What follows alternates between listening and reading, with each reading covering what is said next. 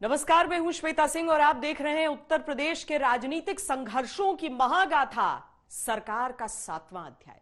इस अध्याय में सत्ता के लिए भीषण संघर्षों की प्रचंड गाथा है। इस अध्याय में प्रश्न है कि उत्तर प्रदेश आखिर किसके हाथ आता है। मायावती हैं, प्रियंका वाड्रा हैं, योगी आदित्यनाथ और जयंत अखिलेश हैं, जो कह रहे हैं कि उनके साथ पूरा प्रदेश है।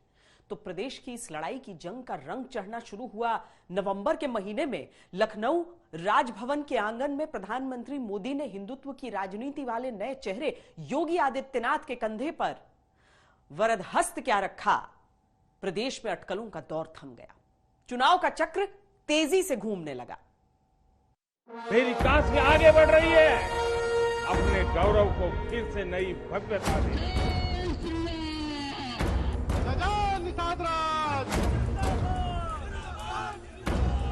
रात में हमारे सपने में आए थे भगवान कृष्ण, कह रहे थे आपकी सरकार बनने वाली है।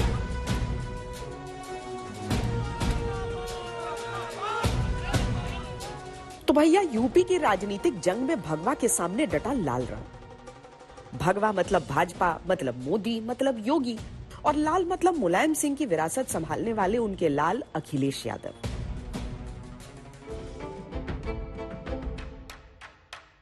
यूपी प्लस योगी बहुत है उपयोगी। कंधे पर प्रधानमंत्री मोदी का हाथ, संगठन का साथ, तो भगवाधारी योगी कूद पड़े चुनावी मैदान में।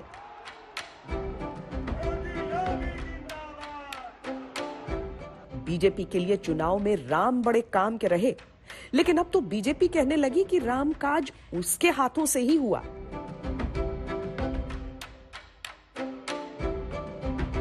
क्या अयोध्या में राम मंदिर का निर्माण समाजवादी पार्टी कराती?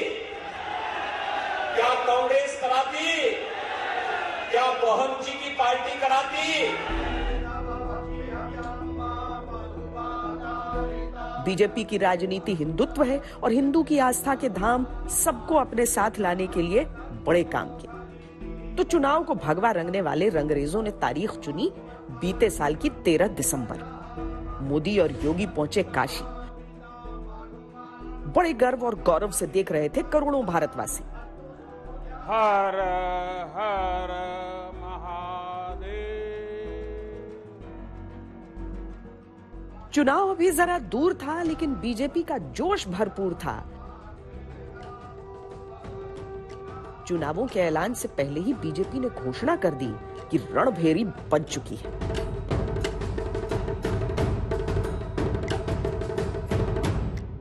आप अनुमान कर सकते हैं, काशी में बाबा विश्वनाथ का धाम, अयोध्या में श्री राम मंदिर के निर्माण की कार्रवाई उसी श्रृंखला को एक नया स्वरूप प्रदान करता है। ई विश्वनाथ धाम तो बाबा आपन आशीर्वाद से बनेले हुअन। उनकर इच्छा के बिना का कोई पत्ता हिल सकेला? कोई कितना बड़ा हवे तो अपने घरे का होइए, ऊ बोलिए तबे कोई आ सकेला, कुछ कर सकेला। काशी से हिंदुत्व की राजनीति का रंग चटक होने लगा तो विरोधी भी तल्ख होने लगे। 1 महीना नहीं, 2 महीना, 3 महीना वहीं रहे, अच्छी बात है। वो जगह रहने वाली है, आखिरी समय पर वहीं रह जाता है बनारस में। धर्म के प्रति आस्था है, विश्वास है, भरोसा है। हम सब लोग बाबा विश्वनाथ के मंदिर जाते हैं, पूजा अर्चना करते हैं। लेकिन ये इवेंट क्यों? क्या आप दिखावा करेंगे? 22 के चुनाव में बीजेपी ने हिंदुत्व का बड़ा दांव खेला। उसके चुनाव प्रचार की 3 धुरी काशी, मथुरा और अवधपुरी। वंशी भी हमारे, रविदास वंशी भी हमारे, राम भी हमारे, शिव भी हमारे, कन्हैया भी हमारे। समझने वाले समझ गए कि इस बार हिंदुत्व को दी गई नई धार। बीजेपी ने 3 केंद्र बड़े सोच समझ कर चुने। काशी को पूर्वांचल साधने का केंद्र बनाया, मथुरा को पश्चिमी उत्तर प्रदेश की धुरी बनाया, अयोध्या से अवध और सेंट्रल यूपी को साधने का दांव चला। देखिए, भारतीय जनता पार्टी जब से जनसंघ के रूप में आई थी, तब से उसके जो उत्तर प्रदेश में, और आप भारत में कह सकते हैं 3 ही शक्ति केंद्र हैं, अयोध्या, मथुरा और काशी। इन तीनों शक्ति केंद्रों को अपने अपने हिसाब से बीजेपी ने कैटर किया। मथुरा योगी आदित्यनाथ के भी एजेंडे में है, प्रधानमंत्री के भी एजेंडे में है। जब 2 शक्ति केंद्रों को उन्होंने ठीक कर लिया तो तीसरा शक्ति केंद्र इनके बिल्कुल एजेंडे में होगा, उस पर उनका काम चल रहा होगा। यह काम पूरा कब होगा ये नहीं कहा जा सकता, पर उसे भी ये रिजॉल्व करेंगे। चुनाव में राम के जयकारे से लेकर हर हर महादेव और जय श्री कृष्ण का जय घोष घुल गया। रात में हमारे सपने में आए थे भगवान कृष्ण जी, कह रहे थे आपकी सरकार बनने वाली है, और एक बार नहीं आए, हर दिन आते हैं। हर दिन, कोई दिन ऐसा नहीं जिस दिन भगवान हमारे सपनों में ना आकर के कहते हो कि आपकी सरकार बनने जा रही है। कुछ लोगों को लखनऊ में सपने आ रहे होंगे और उनके सपने में भगवान कृष्ण आ रहे होंगे और कह रहे होंगे कि अरे अपनी नाकामयाबियों पर अब तो रो जाओ, जो कार्य तुम नहीं कर पाए वह बीजेपी की सरकार ने कर दिया है। भगवान कृष्ण आज उनको कोस रहे होंगे, और इसलिए कोस रहे होंगे क्योंकि भगवान कृष्ण ने उनको यह भी जरूर कहा होगा कि जब तुम्हें सत्ता मिली थी तब मथुरा, वृंदावन, बरसाना, गोकुल, बलदेव के लिए कुछ नहीं कर पाए, लेकिन वहां पर कंस को पैदा करके जवाहर बाग की घटना जरूर करवा दिए थे।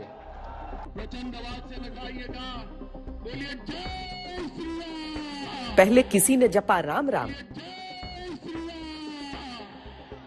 किसी ने लिया ही नहीं राम नाम, लेकिन अब यूपी की राजनीति में होने लगा श्याम श्याम। मंदिर बनने से खुश हैं सभी लोग, और फिर मथुरा वृंदावन कैसे छूट जाएगा।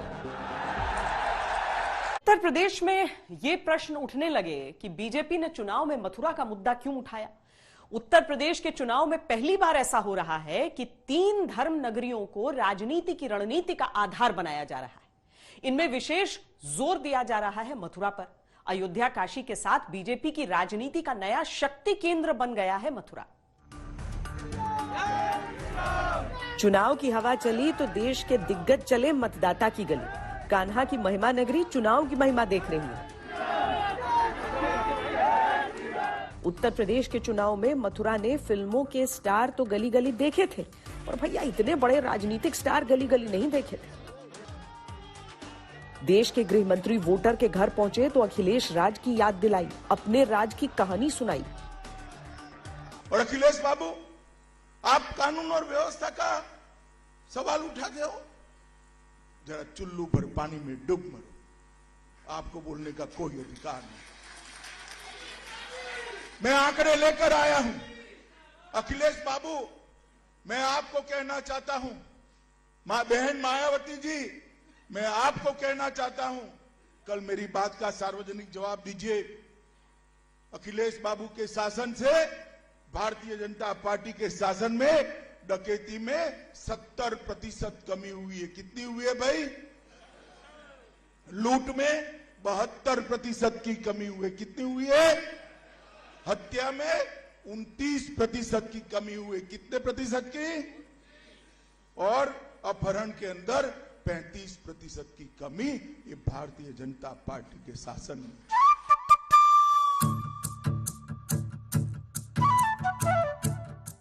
ये यूपी है भैया। राजनीति वाले जानते हैं कि दिल्ली का हाईवे काशी, अयोध्या की गलियों से मथुरा, मुजफ्फरनगर की गन्ना बेल्ट से निकलता है। 2017 में बीजेपी के उदय के पीछे पश्चिमी यूपी का बड़ा योगदान था।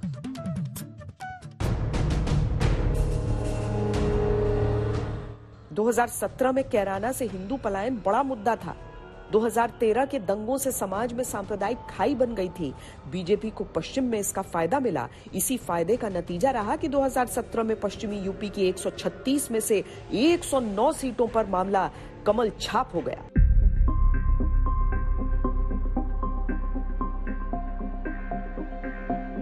लेकिन अब गन्ना तो इस चुनाव में बड़ा अहम हो गया।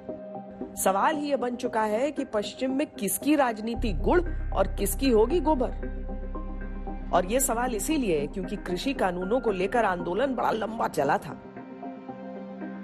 उससे विरोध नहीं था हमारा, ना मैं टिकैत जी है कोई हुआ है, ना हमारा कुछ हुआ है। भाजपा के समर्थक हैं या नहीं उससे भी कोई मतलब नहीं है। लेकिन अगर किसान कह रहा है कि भाई मेरे पक्ष में नहीं है तो उसे देना क्यों चाह रहे हैं? आपके प्रोटेस्ट आपने वापस ले लिया, आप नहीं करे तो ये लॉलीपॉप है। लेकिन हम खुश इस बात से कि जीत किसान की हुई।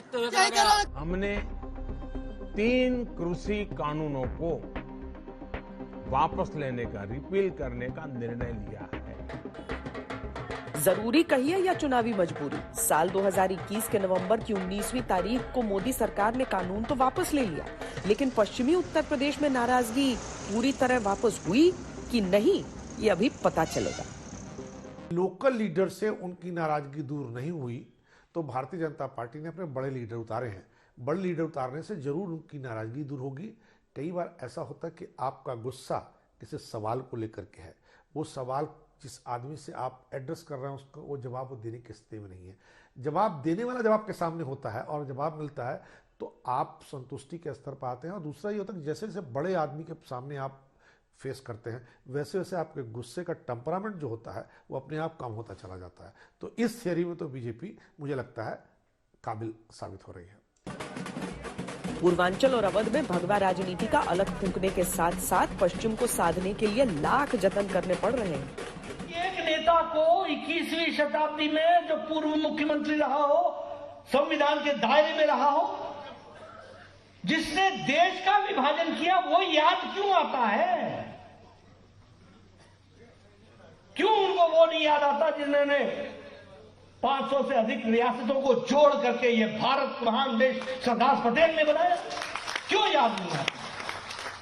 क्यों उनको उसकी आत्मा और रूह, मैं नाम नहीं ले रहा हूं, वो प्रेम क्यों जागता है?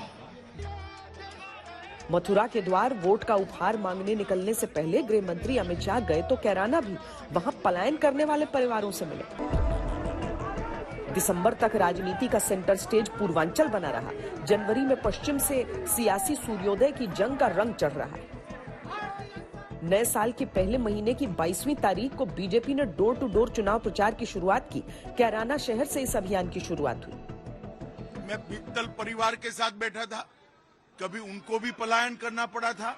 बड़े इत्मीनान से परिवार के 11 सदस्य मेरे साथ बैठे।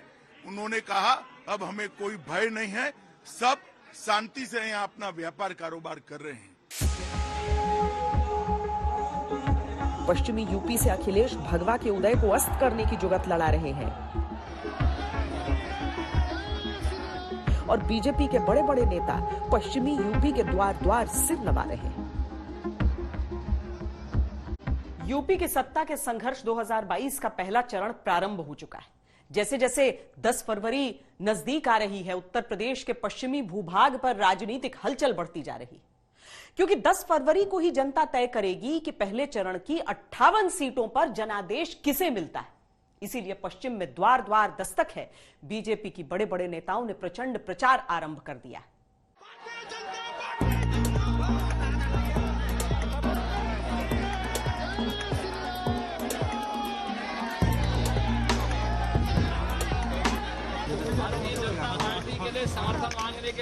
चुनाव है तो जनता का बड़ा भाव है और इस बार पश्चिमी यूपी की जनता का पहले से खास भाव है।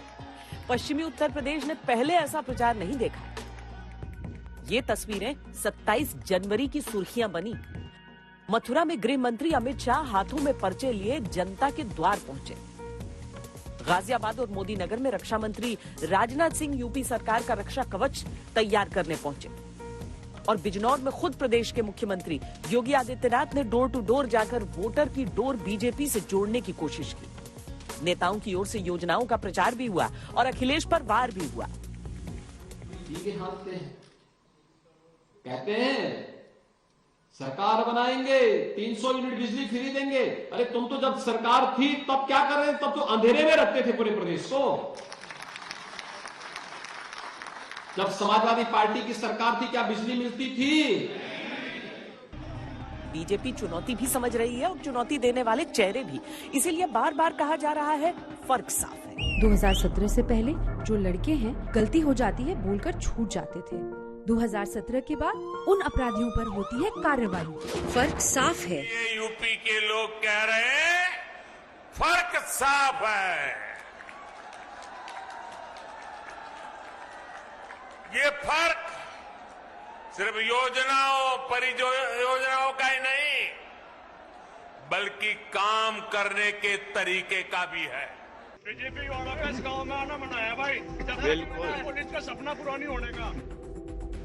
बीजेपी भले ही कहे कि फर्क साफ है, पर भैया पश्चिम की जाट धारा पर बीते चुनाव के मुकाबले उसे भी दिख रहा है कि समर्थन की धारा का फर्क साफ है, क्योंकि जो जाट कभी साथ थे उल्टी गंगा बहा रहे हैं, बीजेपी नेताओं को उल्टे पांव लौटा रहे हैं। यही वजह है कि पश्चिम में द्वार द्वार घूम रही है सरकार।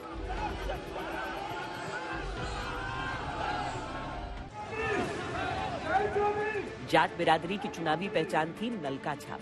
नलका यानी चौधरी अजीत सिंह की पार्टी का चुनाव चिन्ह। इसी नल से जाट बिरादरी अपनी राजनीतिक भूमि को सींचती रही, लेकिन 2014 में खेल बदल गया। 2014 में जाटों का 77% वोट बीजेपी को गया। 2017 में भी 40% जाटों ने धमक के साथ कमल का बटन दबाया, और जब मोदी को 2019 में फिर से चुनने की बारी आई तो 91% जाट ने बीजेपी के ठाठ करा दिए। मोदी मैजिक का प्रभाव भी पश्चिम उत्तर प्रदेश के साथ साथ अन्य हिस्सों में भी देखने को मिला, और इसका अंदाजा आप इसी बात से लगा लीजिए कि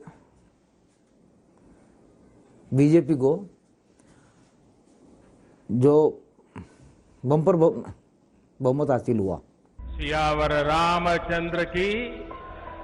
पीएम मोदी का हिंदुत्ववादी चेहरा ही था जिसने कड़क अंदाज वाले जाटों के मन में सॉफ्ट कॉर्नर बना लिया।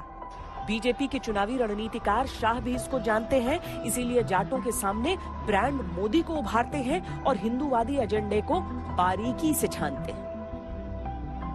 हमारा आपका नाता तो 650 साल पुराना है। कैसे 650 साल? आप भी मुगलों से लड़े, हम भी लड़ रहे हैं, ये हमारा नाता है। मत मांगने निकली बीजेपी का लक्ष्य है फिर से बहुमत। यूपी में 2007 से चली आ रही इस परंपरा की इस बात परीक्षा है, क्योंकि प्रदेश में सिर्फ मोदी योगी शाह ही नहीं, जाटों के नए नेता चौधरी जयंत भी हैं और साथ अखिलेश हैं। अखिलेश 2 दूनी 4 वाले फॉर्मूले पर चल रहे हैं। पश्चिमी उत्तर प्रदेश में उनकी ताकत है मुसलमान वोट, लेकिन इस बार जाटों के नेता का साथ है, तो अखिलेश को पश्चिमी यूपी से बड़ी आस है, क्योंकि 2013 के बाद छिटके जाटों की चौपाल में लाल रंग झलक रहा है, और इसीलिए बीजेपी की आशंकाओं का फलक विस्तार ले रहा है। जाटों के दालानों से उठने वाले हुक्के का धुआं इस बार बीजेपी की आंखों में चुभ रहा है, और इसी धुएं से बन रहे हैं आशंकाओं के बादल, जिन्हें छांटने काटने के लिए बीजेपी नेता पश्चिम में डटे हैं।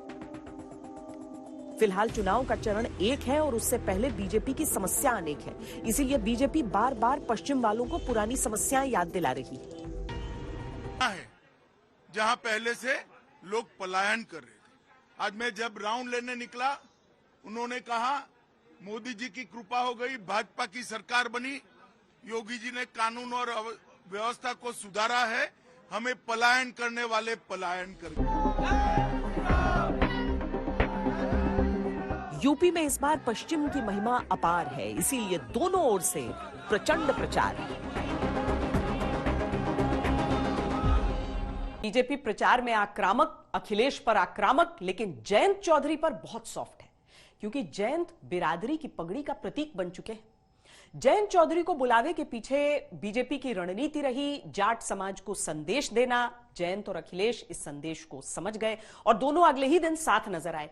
जयंत ने गठबंधन के प्रति प्रतिबद्धता जताई और अखिलेश ने खुलकर कहा कि सरकार बनी तो कई मुद्दों पर जयंत से चर्चा के बाद ही कोई फैसला होगा।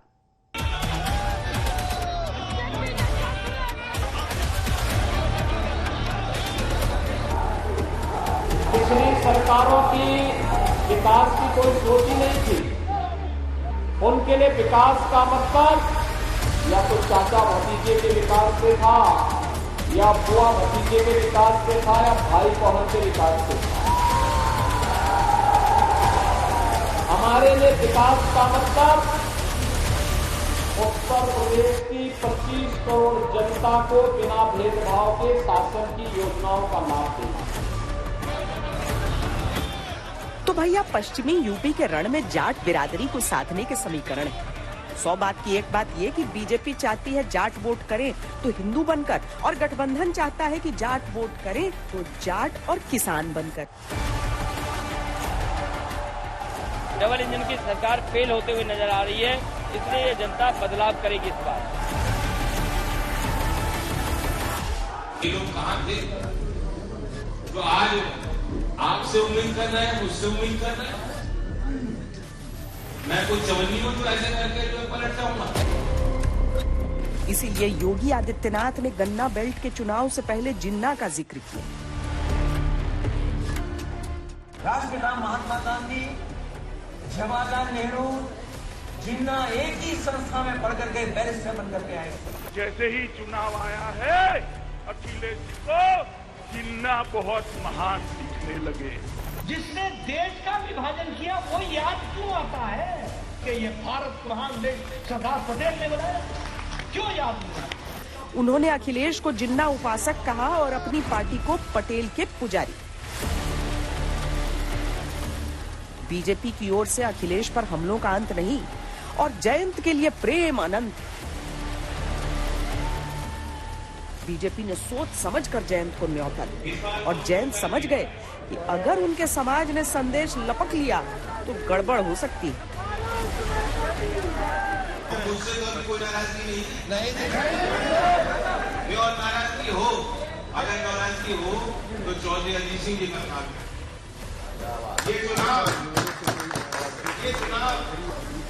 ये चुनाव उनके लिए समर्पित है जिन्होंने पूरा जीवन किसानों में लगाया, आपके बीच लगाया। इसीलिए अखिलेश दिल्ली पहुंचे, पहले हेलीकॉप्टर रोकने का आरोप लगाया।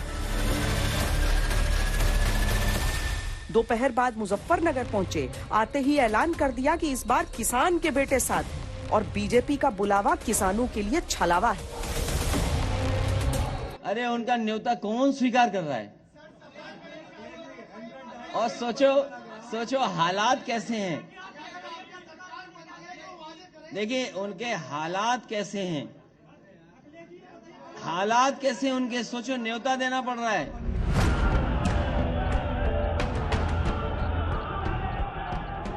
2017 में यूपी के लड़के ट्रक की छत पर सवार सरकार बचाने निकले थे।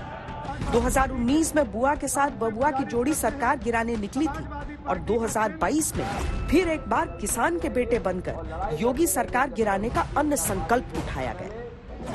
ये अन्न संकल्प के लिए हम पोटी लेके चलते हैं। यही अन्न है जो हमें और आपको जिंदा रख रहा है।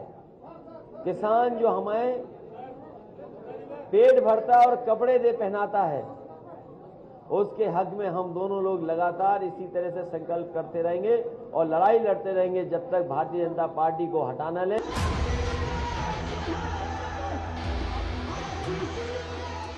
28 जनवरी का सूरज ढलान पर था और अखिलेश बीजेपी के खिलाफ उफान। एक दिन पहले जब मथुरा में अमित शाह ने प्रदेश के चुनाव को देश के भविष्य का चुनाव बताया, तो अखिलेश ने गंगा जमुनी साझा विरासत और किसान नौजवान के भविष्य का चुनाव। और इस बार यूपी का जो चुनाव है, मैं आप सभी को कहना चाहता हूं, भाइयों बहनों युवाओं, ये यूपी के चुनाव को विधायक का चुनाव मत समझिए, किसी को मंत्री मुख्यमंत्री बनने का चुनाव मत समझिए। उत्तर प्रदेश का चुनाव आने वाले देश में भाग्य का, भारत के भाग्य का निर्णय करने वाला चुनाव, क्योंकि देश के सबसे बड़ा सूबा है। 22 करोड़ से ज्यादा मतदाता, अगर विकसित नहीं होता है प्रदेश तो देश का विकास भी पिछड़ा है।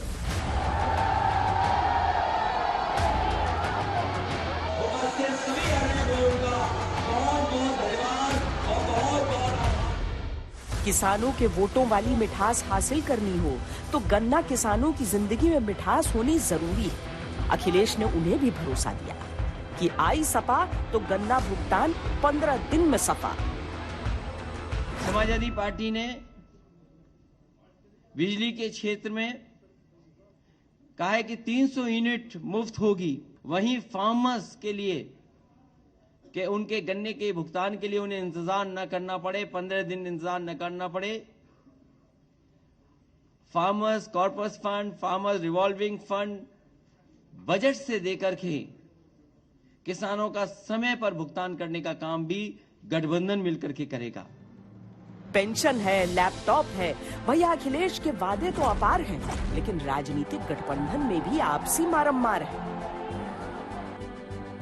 मुजफ्फरनगर, बागपत, बिजनौर, मथुरा, इनमें 15 सीट पर आरएलडी और 13 पर एसपी के बीच बंटवारा हुआ है। जहां जाट वोट में ज्यादा है, वहां दिखने को तो जयंत के हिस्से की सीट ज्यादा है, लेकिन मुजफ्फरनगर में एसपी के 4 चेहरे आरएलडी के चुनाव निशान पर। उधर मेरठ में चरण सिंह की कर्मभूमि पर जाट अपना चेहरा चाहते थे, लेकिन एसपी ने आरएलडी के सिंबल पर सिवाल खास से अपने नेता गुलाम मोहम्मद को उतार दिया। कहते हैं कि कुछ जाटों के मन में ये बात चुभ भी गई।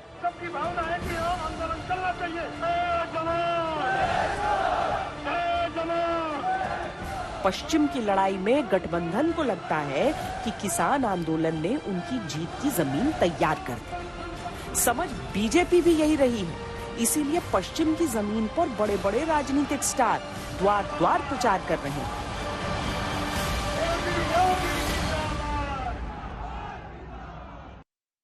पश्चिम में गठबंधन अपनी, बीजेपी अपनी लहर चलाने निकल पड़ी।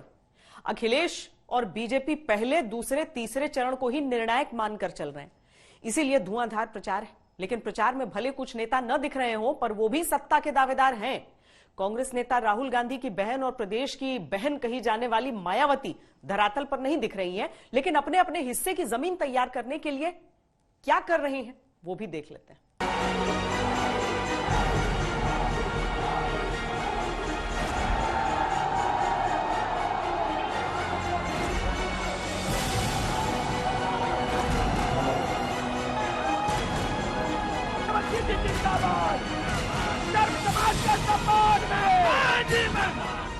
यूपी की सरकार और 4 दावेदार। बीजेपी का प्रचंड प्रचार, अखिलेश हुए रथ पर सवार। अब इस प्रचार का उत्तर प्रदेश क्या उत्तर देगा, ये 10 मार्च को तय होगा। लेकिन उत्तर देने वाले प्रदेश में सवाल भी है। सवाल ये कि बीजेपी और गठबंधन के बीच अपनी चुनावी चाल चलने वाले 2 दावेदार कहां हैं? क्योंकि दावेदारी तो की ही गई थी, ये बात अलग है कि बात खुद ही आई गई कर दी गई। मुख्यमंत्री के चेहरे को लेकर अक्सर सवाल उठते रहते हैं। आपको किसी और का चेहरा दिख रहा है जी यूपी में कांग्रेस पार्टी की तरफ से? जी, तो फिर तो आप ही चेहरा है, मतलब दिख तो रहा है ना सब जगह मेरा चेहरा। कहीं कहीं मेरी पार्टी ये तय करती है कि कौन मुख्यमंत्री का चेहरा बनेगा, कहीं कहीं नहीं करती है। तो ये मेरी पार्टी का तरीका है, इसमें हेजिटेशन की क्या बात है? कोई हेजिटेशन नहीं। आपने कहा भी कि आप ही हैं। कोई हेजिट नहीं, मैं ये नहीं कह रही हूँ कि मैं ही हूँ चेहरा, वो तो मैंने थोड़ा चिढ़ के कह दिया। लड़की हूँ, लड़ सकती हूँ, ये बना प्रियंका वाड्रा का नारा। कांग्रेस ने कहा उसका हाथ बनेगा यूपी की महिलाओं का सहारा। महिलाओं को सचमुच सशक्त बनाने के लिए हमें एक ऐसा वातावरण बनाना पड़ेगा जहाँ पे महिलाओं की अभिव्यक्ति बंधनों को तोड़ सके, जो एकदम महिलाओं को अपना पूरा फ्रीडम ऑफ चॉइस मिले, अपनी पूरी भागीदारी मिले राजनीति में, समाज में इस तरह की भागीदारी मिले जिससे उनका अत्याचार बंद हो, उनका शोषण बंद हो। चुनाव लड़ने की बात आई तो प्रियंका वाड्रा ने राज्य की आधी आबादी पर हाथ रखा। ये पता है क्यों हुआ? क्योंकि 2017 के विधानसभा चुनाव में महिलाओं ने पुरुषों की तुलना में 4% ज्यादा वोट डाले। पिछले विधानसभा चुनाव में करीब 4 करोड़ महिलाओं ने मतदान किया। 59% पुरुषों के मुकाबले 63% महिलाओं ने वोट देकर अपनी ताकत दिखा दी। इसी वोट को साइलेंट वोट कहा गया था, जिसे मोदी की जीत का आधार माना गया। कांग्रेस की महिला नेता ने इन महिलाओं की ताकत को समझा और चल दिया था। देखिए, उत्तर प्रदेश के सियासत को देखिए तो सियासत 2-3 फ्लैंक में बटी हुई है।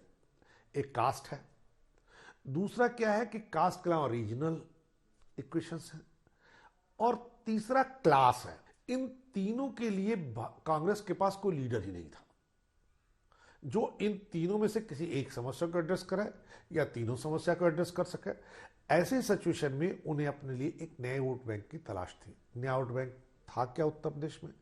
वो सिर्फ महिलाओं का था, जिसमें आप थोड़े सारी कास्ट में अगर डेंट कर सकें और 0.1% भी आप हर कास्ट में और हर इक्वेशन में, हर रीजन में और हर क्लास में कर पाते हैं तो आपके पास जो 7-8% वोट है वो थोड़ा एक्सीड कर जाएगा और महिलाएं चर्चा में कांग्रेस को ला देंगी। कांग्रेस ने राज्य में महिला मैराथन कराए, पोस्टर छपवाए। ये अलग बात रही कि अपनी पोस्टर गर्ल प्रियंका मौर्य को ही टिकट नहीं दे पाए।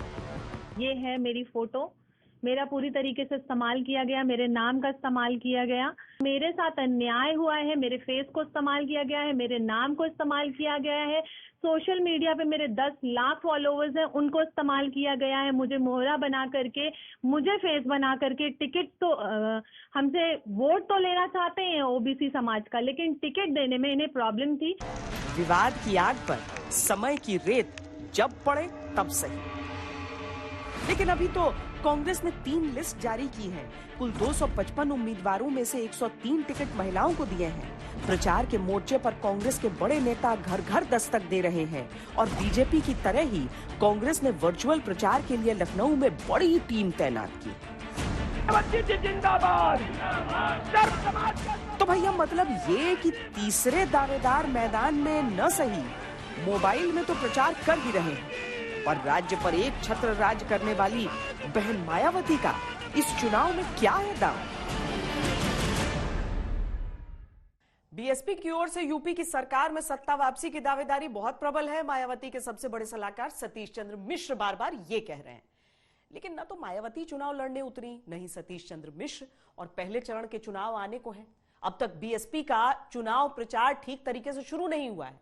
2012 तक जिन मायावती की चुनावी मैदान में तूती बोलती थी, उनका प्रचार आखिर इतना ठंडा क्यों है?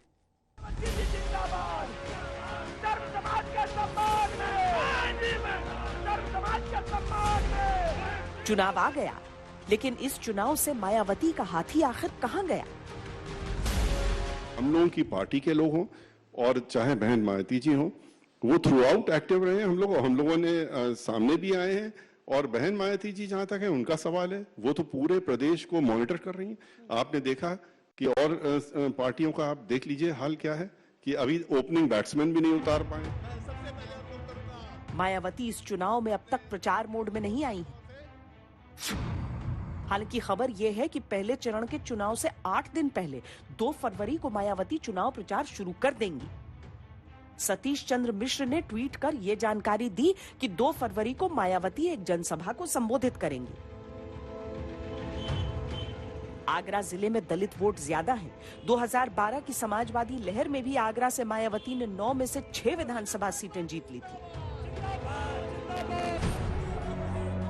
चुनाव की खास बात यह है कि लड़ने वाली पार्टी कभी नहीं कहती कि उसकी सरकार नहीं बनेगी। हर एक का दावा यही है कि इस बार सरकार में वही है। लेकिन भैया अब योगी आए या गांधी, बुआ आए या भतीजे, ये बताएंगे नतीजे।